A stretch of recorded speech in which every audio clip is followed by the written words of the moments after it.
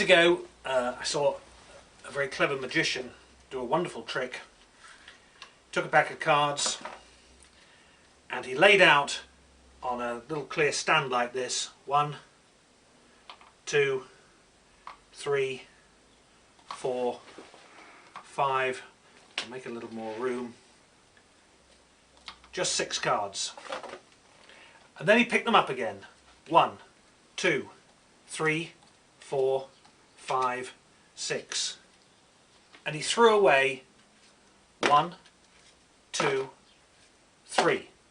But when he dealt them out, he still had 1, 2, 3, 4, 5, 6 cards. I thought, what a terrific trick. I really wanted to do that. So I went along to my local magic shop and I said, I saw a magician do a trick with 6 cards. And the man behind the counter said, oh, I know the one you mean. You take 6 cards. 1, 2, 3, 4, 5, 6.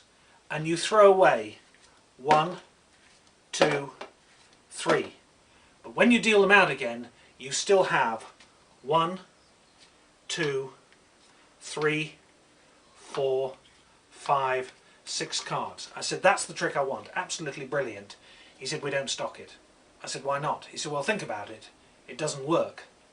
I said, but I've seen it work. He said, no, believe me, it doesn't work. If you take 6 cards, 1, 2, 3, 4, 5, 6, and you throw away 1, 2, 3, you must be left with 1, 2, 3 cards. I said, well, I know that. Everybody knows that. But I still want to be able to do the trick where you pick up 1, 2, 3 cards. You snap your fingers and you deal out 1, 2, 3, 4, 5, 6 cards. And the man in the shop said, I'm sorry, but such a trick, it just doesn't exist. And that is the 6-card repeat.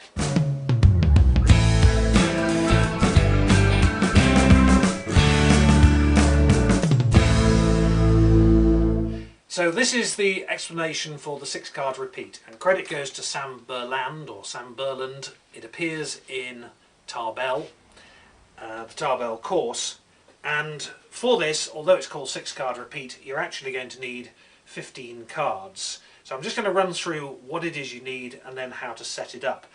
It's a little bit of a fiddle to set up, but you can set it up with 1 pack of cards. You can set it up 3 times, and I think the effect is worth the effort involved. So you've got 15 cards. We've also got a little bit of fanning powder, or talcum powder, if you don't mind your cards smelling. Magician's Friend, this in the UK is called Copydex. It's also known as, it's just a rubber-based solution. It stinks, but it's ideal for what we're going to use it for. And you want some common or garden clothes pegs. So the first thing to do is take 3 cards, and for each card that you do, you're going to put on 4 clips. Make sure that the cards are perfectly aligned. And then you take a match, take a little bit of your Copydex and put a little blob of it somewhere, and then you dip your match into it and you just put a very small amount right on the edge, just there, right in the centre, and again on this side, and then you put it aside to let that dry. So 3 cards held together, and when that's dry, that will handle just like 1 card. So there's 1. You do the same with another set of 3, the same with another set of 3, the same with another set of 3, and that will leave you with 3 more cards. I've got 1 too many there. 3 more cards. You have a pair and a single. So you set these up in exactly the same way. 4 clips.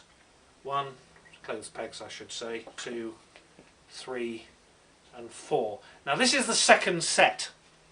And because you're going to do something very slightly different with this set, you're going to break 1 card off and leave 2 intact. Not only do you put a little bit of this Copydex here and here, but you also put a tiny bit up here and a tiny bit up here, just on the diagonals, and that just gives it a little bit more strength so that when you break 1 card off, the other 2 don't fall apart as well. So remember, that is in the second pack.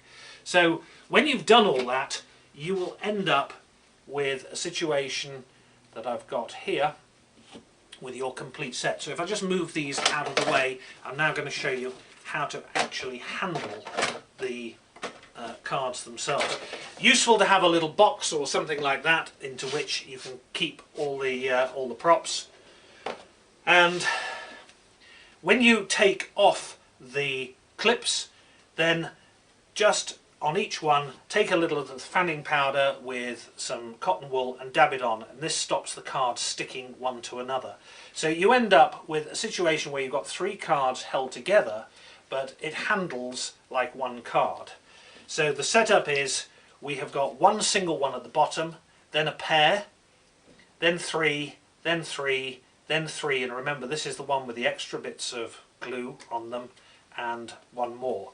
The final thing that we've got, and this is really useful, is a clear stand. Now obviously it could be an opaque stand. The fact that it's clear makes it so much better because it's obvious that you're not picking up extra cards from behind or anything else. So if you can make yourself something or find something that looks roughly like this, then you're in business. So one other thing, if I hold the cards like this, it's quite obvious that I've not got 6 cards, that I've got a lot more. So you never do hold it like this. You always hold it like that, so that the cards are face on to the audience and they can't tell how many are actually there by looking at the side.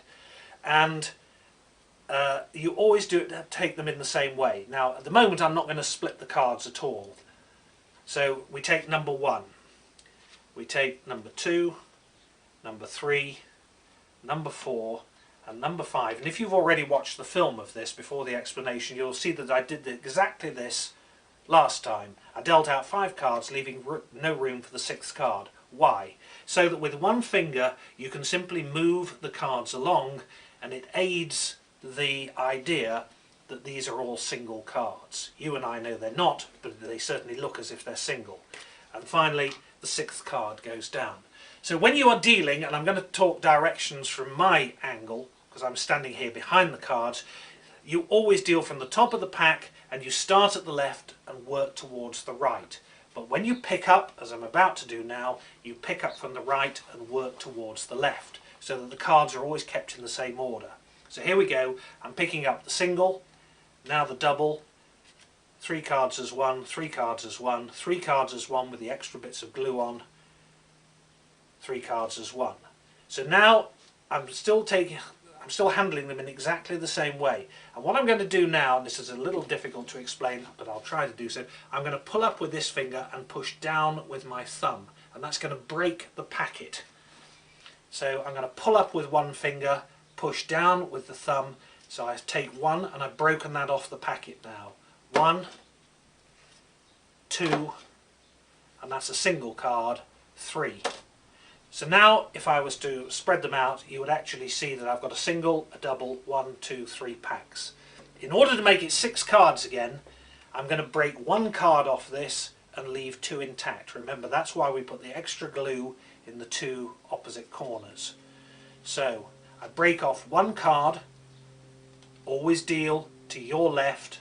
Now the 2 cards which are left from that packet of 3, now a 3, another 3, a 2 and a 1. When I pick up again, remember you're going to pick up from your right, single, double, treble, treble, and now there's a double here and a single. In order to get rid of 3, I throw away the single and break these 2, 1, 2, and I'm left now with apparently 4 cards. But when I deal them out, if I break up this packet, I'll end up with 6 again. So 1, 2, 3, don't break this pack, don't break this, and a single card. And now the working's fairly obvious, I'm sure. You can see what I'm going to do. Pick up the single, the double, and the treble, and 3 singles, which you're now going to throw away. 1, 2, 3. So if you go back to the pattern that I was using, the man in the shop says the trick doesn't work, because so don't break anything now. You must be left with 1, 2, 3 cards. So with just 3 cards left, apparently we're ready for the big finish. So pick them up as always from your right working towards the left, and now all you have to do is break all the packets open. So 1, 2, 3, 4, 5, 6, and there's also one little tip that I want to give you, which is something that Ali Bongo always pointed out. You've got a nice finish because you can pick that up, tip all the cards away, and there you are, left in an applause position. So there we are, that's the explanation for the 6-card repeat, and I hope you have as much fun out of it as I have.